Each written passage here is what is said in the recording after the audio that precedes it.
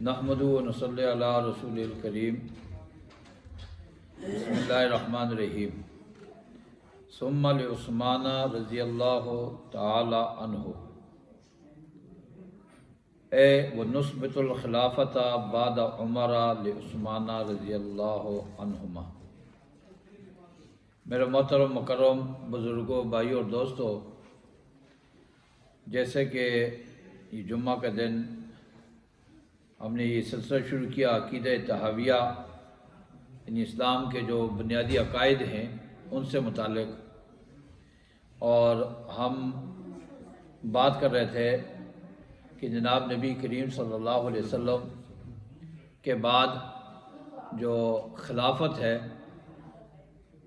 کہ آپ صلی اللہ علیہ وسلم اپنی زندگی میں جو مملکت کا جو نظام چلاتے تھے، اس نظام کو آپ کے بعد جو چلانے والے ہیں ان کے بارے میں بات کر رہے تھے، اور آپ صلی اللہ علیہ وسلم کے بعد آپ صلی اللہ علیہ وسلم نے فرمایا کہ میرے بعد جو ہے وہ 30 سال خلافت ہوگی، 30 سال خلافت ہوگی، اس کے بعد بادشاہت ہوگی، 30 سال خلافت ہوگی اور اس کے بعد بادشاہت ہوگی۔ اور یہ جو 30 سال کا عرصہ ہے خلافت کا، اس کو ہم خلافت راشدہ کہتے ہیں، اس کو ہم خلافت راشدہ کہتے ہیں۔ اور یہ جو خلافت ہے اس کو ہم کہتے ہیں علی منہاج النبوہ۔ کیا کہتے ہیں؟ علی منہاج النبوہ، کہ جناب نبی کریم صلی اللہ علیہ وسلم کے طریقے پر۔ بعد میں جو خلفاء آئے، جو حضرات آئے، انہوں نے بھی اپنی طرف سے کوشش کی، انہوں نے بھی کوشش کی، لیکن یہ جو ہے 30 سال کا عرصہ جو ہے یہ کیا ہے؟ ایک نبوت کا حصہ ہے، اور نبوت کے طرز پر ہے یہ چاروں خلفاء کا طریقہ۔ اب ان میں پہلے جو تھے حضرت ابوبکر صدیق رضی اللہ تعالیٰ عنہ تھے، جن کے بارے میں ہم نے مفصل حالات بیان کی۔ ان کے بعد دوسرا نمبر جو تھا وہ حضرت عمر فاروق رضی اللہ تعالیٰ عنہ کا تھا، حضرت عمر فاروق رضی اللہ تعالیٰ عنہ، کہ حضرت عمر فاروق رضی اللہ تعالیٰ عنہ کا جو انتخاب ہے، کہ پہلے حضرت ابوبکر صدیق رضی اللہ عنہ کا انتخاب، جیسے صحابہ کرام جمع تھے اور اتنے میں حضرت عمر، حضرت ابوبکر وہاں پہنچے، حضرت ابوبکر نے تقریر کی، حضرت عمر نے ہاتھ پر بیعت کی، اور پھر سب صحابہ نے بیعت شروع کر دی۔ اب جب حضرت ابوبکر صدیق رضی اللہ تعالیٰ عنہ کا آخری وقت آیا تو آپ نے یعنی صحابہ کرام سے، اب ہوتا یہ تھا کہ جو انصار مہاجرین کے بڑے بڑے لوگ ہوتے تھے ان سے مشورہ کرتے، ہر آدمی سے بلا کر مشورہ کرتے کہ بھائی اس آدمی کے بارے میں تمہارا کیا خیال ہے۔ تو جیسے پہلے میں نے بات کی تھی کہ جیسے حضرت عبد الرحمن بن عوف رضی اللہ تعالیٰ عنہ سے حضرت ابوبکر صدیق نے پوچھا تو انہوں نے کہا حضرت عمر جیسے باہر سے ایسے اندر سے بھی ہیں، سبحان اللہ، جیسے باہر سے پاک صاف ہیں ایسے ان کا دل بھی پاک صاف ہے، یہ نہیں کہ اندر کچھ اور باہر کچھ اور۔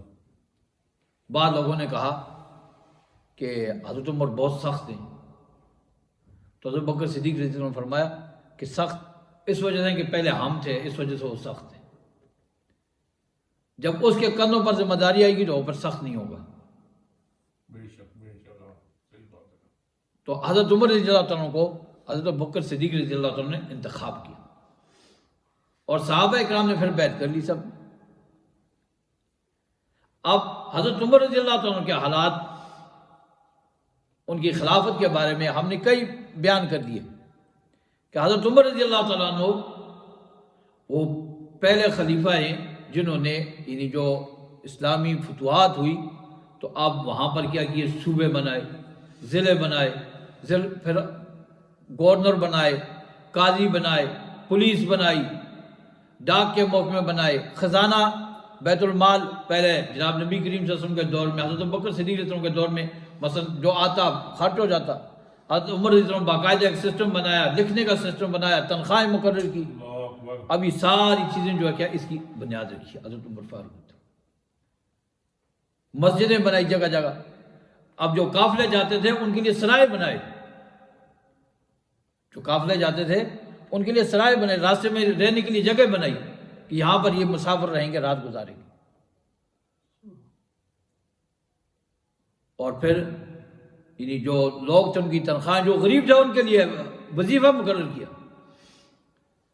ایک عیسائی آیا، عیسائی وہ خیر مانگ رہا تھا مدینہ کی گلیوں میں، خیر مانگ رہا ہے۔ حضرت عمر نے دیکھا وہ کیسے خیر مانگ رہے ہو؟ انہوں نے کہا میرے اوپر جو جزیہ ہے، جو ٹیکس رکھا ہوا ہے، میں وہ نہیں دے سکتا، میں غریب ہوں، اس کے لیے میں خیر مانگ رہا ہوں۔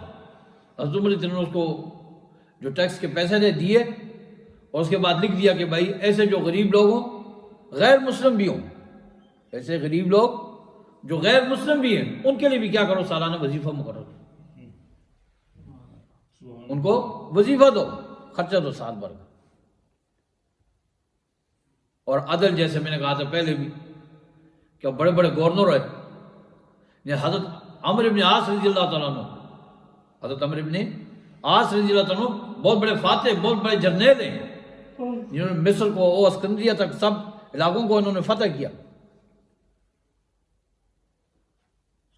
اب وہ ان کے بیٹا حضرت عبداللہ ابن عمرو ابن عاص، حضرت عبداللہ ابن عمرو ابن عاص، یہ جو ہم احادیث سنتے ہیں تو اس میں اکثر یعنی جو زیادہ روایتیں کرنے والے ہیں آپ صلی اللہ علیہ وسلم سے زیادہ روایتیں بیان کرنے والے، ان میں ایک حضرت عبداللہ ابن عمرو ابن عاص بھی ہیں، بہت بڑے محدث، بہت بڑے عالم ہیں۔ ان سے کسی جگہ کچھ ہو گیا، کسی کے ساتھ کوئی معاملہ ہو گیا، حضرت عمر نے ان کو بھی سزا دے دی، والد بھی ساتھ تھے۔ ایاز بن غنم گورنر تھے، گورنر تھے، اور حضرت عمر کو پتہ چلا، کیونکہ جب بھی کسی کو گورنر رکھتے تھے ان کو نصیحت کرتے بھائی موٹے کپڑے پہنے، باریک کپڑے کسی نہیں پہننے، کھانا جو ہے عام سادہ ہو، وہ چھانا ہوا نہ ہو۔ اب یہ ان کے لیے شرائط ہوتی تھی گورنروں کے لیے۔ اب خبر آ گئی کہ وہ جو گورنر ہیں تمہارے اس تو باریک کپڑے پہننے شروع کر دیے، باریک کپڑے پہننے شروع کر دیے۔ تو کیا کیا، صحابی کو کہا کہ جاؤ تم دیکھ کر آؤ، تحقیق، جیسے ہم کہتے ہیں بھائی آج کل کمیشن بناؤ، جا کر تحقیق کریں۔ اب حضرت محمد بن مسلم گئے، تحقیق کی، دیکھا کہ انہوں نے تو باریک کپڑے پہنے ہوئے اور آٹا بھی یہ سب چھان کر کھاتے ہیں۔ تو اسی حالت میں وہ پکڑ کر لے آئے گورنر کو مدینہ منورہ، حضرت عمر رضی اللہ عنہ کے سامنے پیش کیا۔ حضرت عمر رضی اللہ عنہ نے کہا کہ یہ کیا ہے؟ کہا جاؤ بکریاں چراؤ، جاؤ بکریاں چراؤ۔ اب ان لوگوں کی تربیت ایسی تھی کہ ان کے اندر اطاعت تھی۔ تربیت کیا تھی؟ اطاعت تھی، کہ جب ہمارا بڑا ہمیں کہتا ہے کہ یہ کام کرو بس ٹھیک ہے، سبحان اللہ۔ جہاں ڈیوٹی کھڑا ہے بیٹھنا ہے، جو کچھ کرنا ہے۔ اب آہستہ آہستہ وہ کہہ رہے ہیں کہ بھائی اس سے تمہیں مر جاتا بہتر تھا۔ ہاں انکار تو نہیں کرتے نا، لیکن یہ کہ میں گورنر اتنے بڑے عہدے سے آ کر اب حضرت عمر مجھے کیا کریں، جاؤ بکریاں چراؤ۔ تو حضرت عمر نے کہا کہ یہ تو تمہارا پیشہ ہے بکریاں، ہم سب پہلے عرب بکریاں چراتے تھے، اونٹ چراتے تھے، تو یہ تو پیشہ ہے تمہارا۔ تو حضرت ایاز جو تھے انہوں نے اس وقت کیا کیا، توبہ کیا، اور اس کے بعد توبہ استغفار کیا، اور حضرت عمر نے ان کو واپس ان کے عہدے پر بحال کیا، اور آئندہ جس طرح حضرت عمر نے ان کو نصیحت کی تھی اسی کے مطابق وہ کیا کر رہے تھے، زندگی گزار رہے تھے۔ تو ایسے کیا ہے کہ جو عمال تھے، ایک آدمی طواف کر رہا ہے، بڑا مالدار آدمی ہے،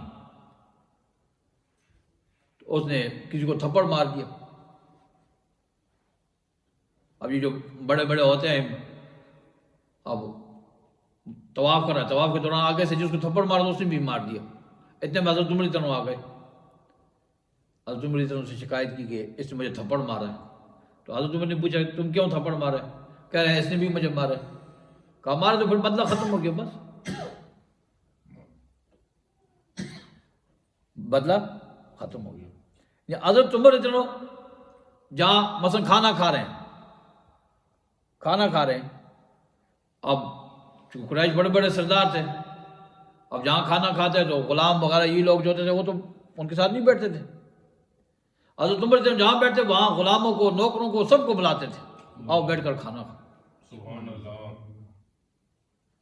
اب ایک جگہ اپنے اندر بیٹھے ہوئے، باہر کھڑے ہیں حضرت ابو سفیان، مکہ کے سردار ہیں، مکہ کے بڑے سردار، کہ آپ صلی اللہ علیہ وسلم نے اتنی ضد دی، آپ نے فرمایا من دخل فی دار ابی سفیان فهو آمن، فتح مکہ کے موقع پر، کہ بھئی جو ابو سفیان کے گھر میں داخل ہوگا وہ امن والا ہوگا، یا جو بیت اللہ میں داخل ہوگا وہ امن والا ہوگا. سردار تھے، آپ صلی اللہ علیہ وسلم کے سسر تھے، باہر کھڑے.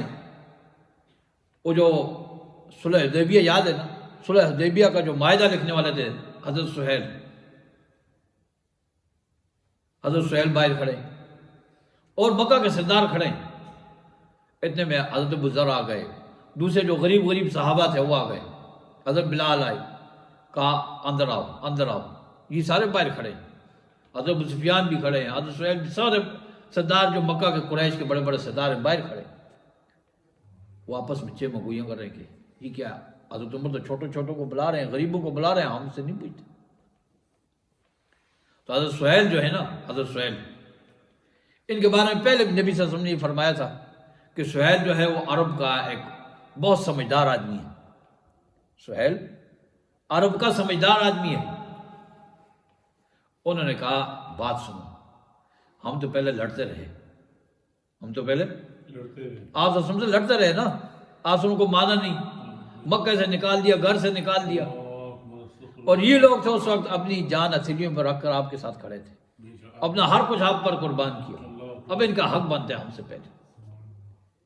اور حضرت سہیل نے کہا کہ اب ایک ہی راستہ ہے، اگر اپنا مقام بنانا ہے، اپنا مرتبہ بنانا ہے تو چلو نکلو، سیدھا جاتے ہیں جہاد کے لیے. جہاں اسلامی فوجیں جا رہی ہیں وہاں ہم لڑیں گے، اور وہیں پر شہادت کا مقام، شہادت کا رتبہ پا کر یہ مقام حاصل کریں گے، یہ بلند درجہ حاصل کریں گے.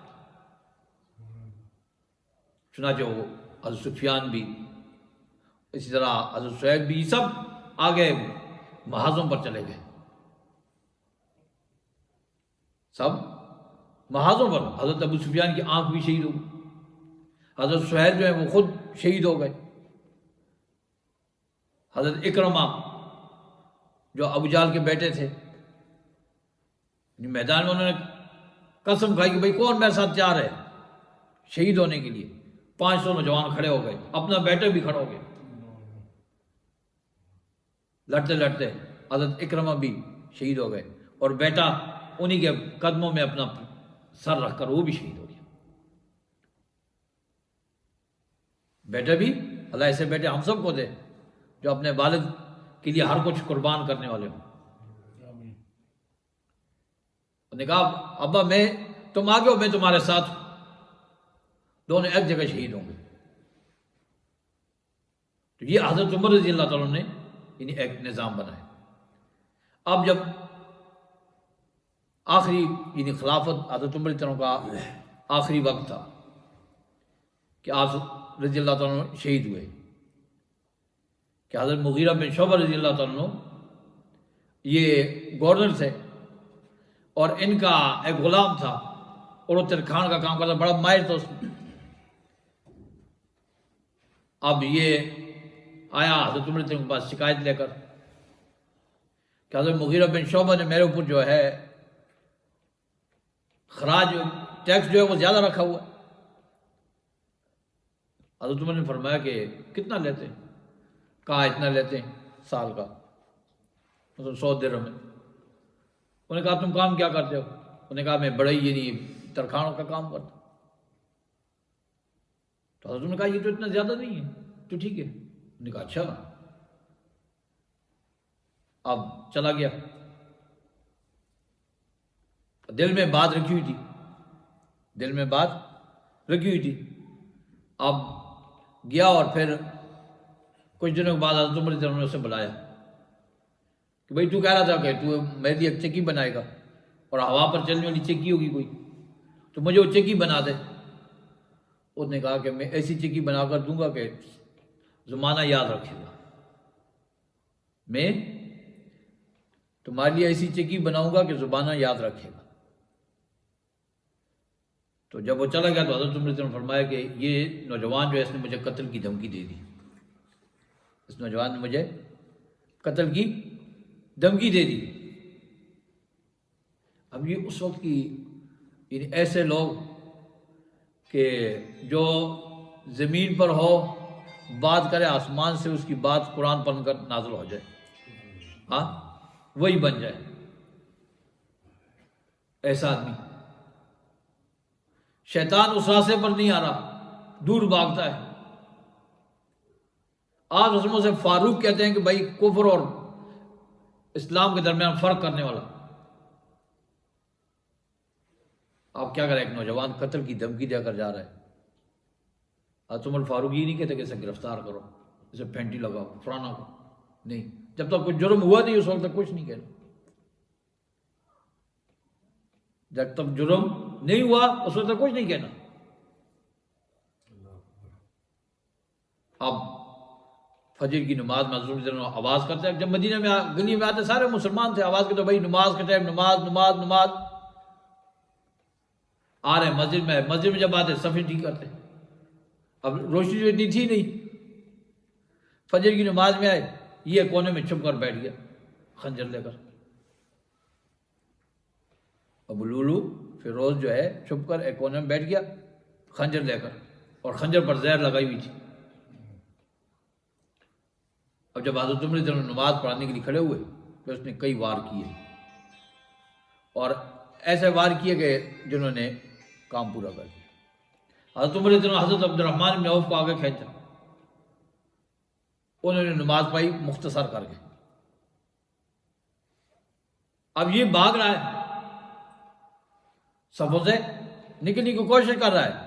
صحابہ کرام اور جو نمازی تھے انہوں نے صفوں سے نکلنے نہیں چھوڑا۔ اب جو روکتا تھا تو یہ برچھا مارتا۔ اب صحابہ کرام کی نماز میں بھی تو نماز تھی نا، ہماری تو ویسے ہی وہ کیا کہتے ہیں خانہ پوری والی نمازیں، اب وہاں سے نکل نہیں سکتا تھا صفوں سے۔ اب برچھا مارا، 13 آدمی زخمی کر دیا، جن میں 7 شہید ہو گئے۔ ایک نوجوان نے جب یہ دیکھا تو اس نے ایک دم اس پر چادر ڈالی، جو اس نے دیکھا میں اب پکڑا جا رہا ہوں، اس نے اپنے آپ کو بھی مار دیا، چھڑا خودکشی کر لی۔ حضرت عمر رضی اللہ عنہ کو گھر لے جایا گیا۔ اب وہاں پر حکیم آئے، پانی دودھ پلایا اور کوئی چیز دی، وہ سارا اس زخم سے نکل گئی۔ اب جب زخم سے نکلی تو سب نے کہا کہ اب حضرت عمر رضی اللہ عنہ یہ زخم ایسا ہے کہ اب ٹھیک ہونے والا نہیں، یہ ٹھیک ہونے والا نہیں ہے۔ تو آپ نے پہلے اپنا جو بیٹے حضرت عبداللہ ابن عمر ان کو حضرت عائشہ صدیقہ رضی اللہ عنہ کے پاس بھیجا کہ جاؤ وہاں ان سے درخواست کرو، پوچھو کہ جو میرے 2 دوست ہیں ان کے پاس جگہ مجھے دے سکتی ہیں یا نہیں دے سکتی اپنے حجرے، کیونکہ جہاں جناب نبی کریم صلی اللہ علیہ وسلم اور حضرت ابو بکر صدیق تھے، وہ حجرہ جو تھا، وہ کمرہ جو ہے وہ کس کا ہے؟ حضرت امی عائشہ صدیقہ رضی اللہ تعالیٰ عنہ۔ تو کہا کہ ان سے پوچھ لو اگر مجھے وہاں جگہ دے دیتی میرے 2 دوستوں کے پاس۔ تو کیا کہا حضرت عائشہ صدیقہ رضی اللہ عنہ نے فرمایا کہ یہ جگہ تو میں نے اپنے لیے رکھی تھی، یہ جگہ تو میں نے اپنے لیے رکھی تھی، لیکن اگر امیر المومنین یہ کہتے ہیں، اور حضرت عمر رضی اللہ عنہ یہ فرمایا تھا کہ جب ان کے پاس جاؤ تو یہ نہیں کہنا امیر المومنین کہہ رہے ہیں، کیونکہ جب امیر المومنین کی بات آئے گی تو پھر وہ شاید اس وجہ سے دیں کہ بھائی امیر المومنین کا حکم ہے۔ یہ کہنا کہ عمر بن خطاب یہ کہہ رہا ہے، عمر فاروق یہ کہہ رہا ہے، یہ نہیں کہہ رہا کہ امیر المومنین کہہ رہا ہے۔ تو انہوں نے کہا کہ ٹھیک ہے میری طرف سے اجازت ہے۔ انہوں نے آ کر خوشخبری سنائی کہ امی عائشہ صدیقہ کہتی ہیں ٹھیک ہے. اب لوگ ایک آتا دوسرا آتا جاتا کہ اپنے بات کیا ہے کہ جیسے حضرت ابوبکر صدیق نے اعلان کیا تھا آپ کا، تو آپ بھی کسی کے خلیفہ ہونے کا اعلان کر دیں، کسی کے خلیفہ ہونے کا اعلان کر دیں. تو حضرت عمر رضی اللہ عنہ نے فرمایا کہ بھائی یہ جو 6 آدمی ہیں جن سے جناب نبی کریم صلی اللہ علیہ وسلم خوش تھے دنیا میں، جن سے آپ صلی اللہ علیہ وسلم دنیا میں خوش تھے، جن کو ہم عشرہ مبشرہ کہتے ہیں، ایسے 10 لوگ جن کو دنیا میں آپ صلی اللہ علیہ وسلم نے جنت کی خوشخبری دی تھی کہ یہ جنتی ہے. فرمایا یہ 6 آدمی موجود ہیں، ان سے کون بہتر ہو سکتا ہے؟ ان 6 میں سے کیا ہے، ان 6 کا میں شورا بناتا ہوں اور یہ بیٹھ کر فیصلہ کر لیں جس کو خلیفہ بنانا ہے. چنانچہ حضرت عثمان، حضرت علی، حضرت زبیر، حضرت طلحہ، حضرت سعد بن ابی وقاص اور حضرت عبد الرحمن بن عوف رضی اللہ تعالیٰ عنہ، یہ 6 آدمی کی شورا بنائی. اور یہ 6 آدمی جو فیصلہ کریں گے خلیفہ کا بس وہی ہوگا. ان سے بہتر فرمایا اور کوئی نہیں. ہاں فرماتے تھے کہ وہ ابو عبیدہ ابن جراح ہوتے، ابو عبیدہ ابن جراح زندہ ہوتے تو کوئی مسئلہ نہیں تھا، میں ڈائریکٹ اس کا اعلان کرتا کہ بھائی میرے بعد خلیفہ کون ہے؟ ابو عبیدہ بن جراح ہے. اگر قیامت والے دن آپ سے ہم پوچھیں گے، اللہ پوچھے کہ بھائی کیوں اس کو تو نے خلیفہ کیا، تو میں کیا کہوں گا؟ میں کہوں گا اے اللہ یہ جو تیرا پیارا حبیب ہے اس نے کہا تھا امین حاضر الامہ، اس امت کا سب سے بڑا امانت دار ابو عبیدہ ہے، اس لیے میں نے اس کو خلیفہ بنایا. لیکن حضرت عبیدہ بن جراح کیا تھے؟ جب تعاون کی بیماری آئی تھی شام کے اندر، جب اسلامی فوجیں شام میں جمع تھی، اب ادھر بڑی بڑی سلطنتوں کو جنہوں نے شکست دے دی، کیسر کو بھی کسرا کو بھی، کیسر کو بھی کسرا کو بھی، دونوں کو شکست دے دی. ایسے ایسے جرنیل، اب شام میں کیا کہ تعاون کی بیماری آ گئی. جن سے دنیا کانپتی تھی، بڑی بڑی مثلا 30,000 آدمی کے مقابلے میں 6 لاکھ آدمی ہیں،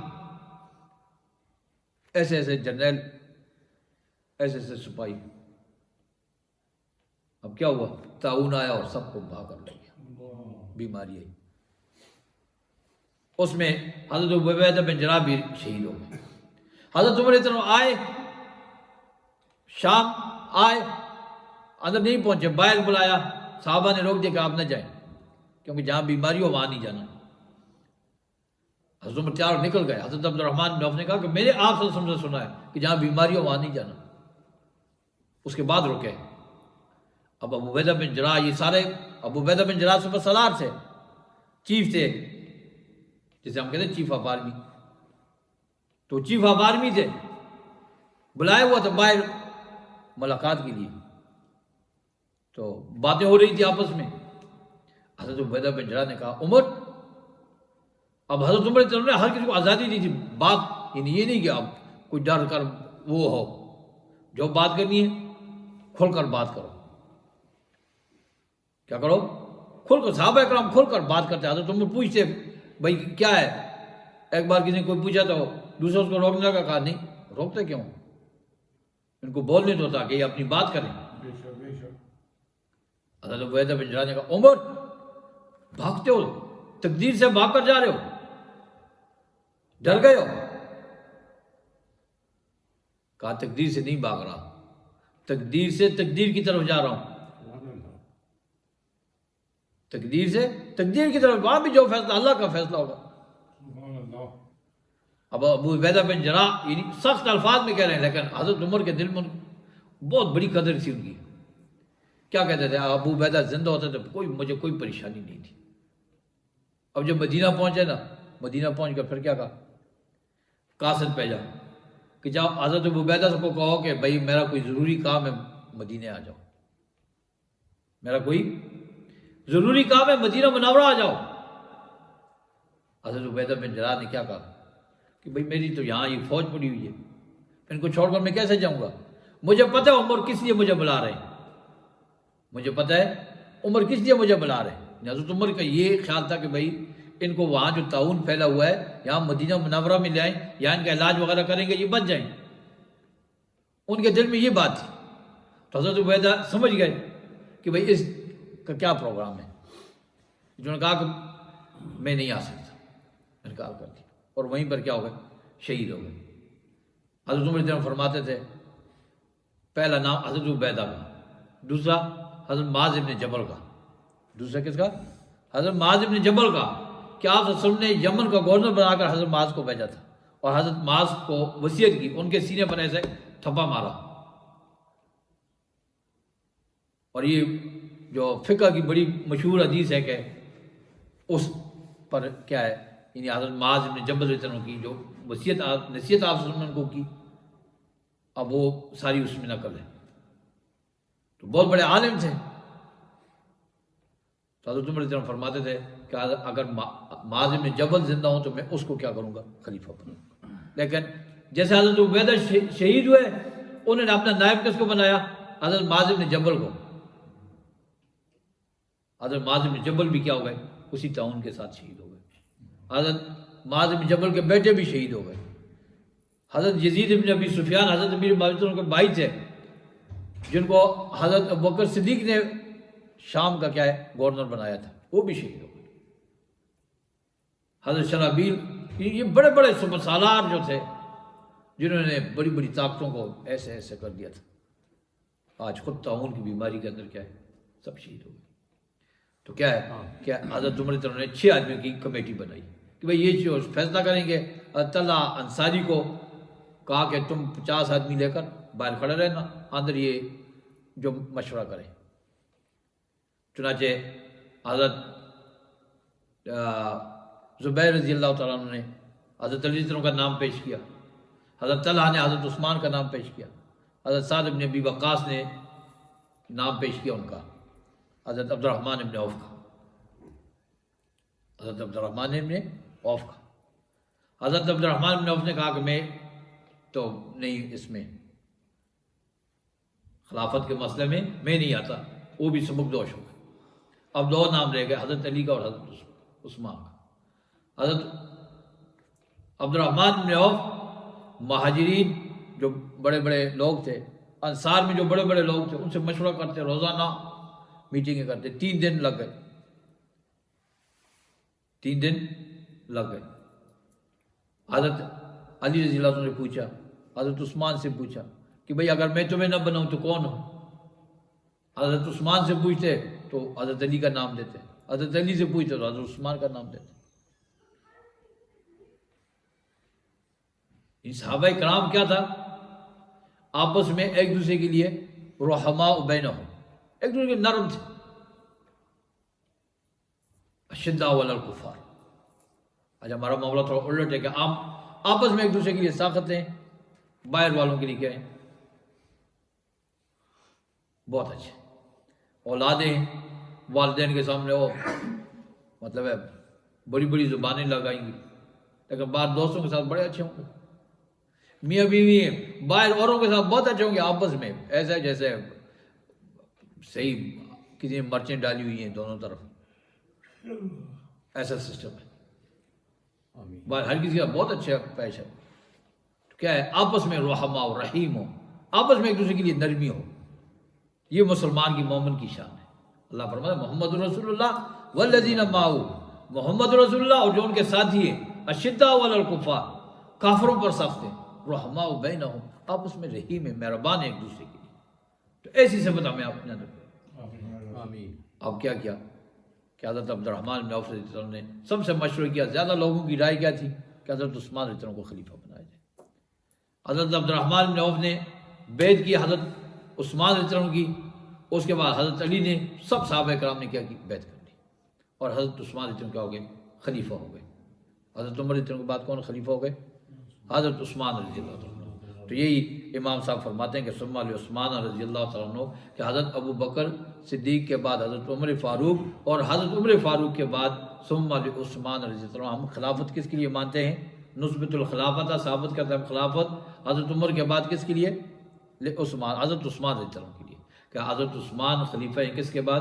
حضرت عمر فاروق کے بعد۔ وآخر دعوانا الحمدللہ۔ آمین۔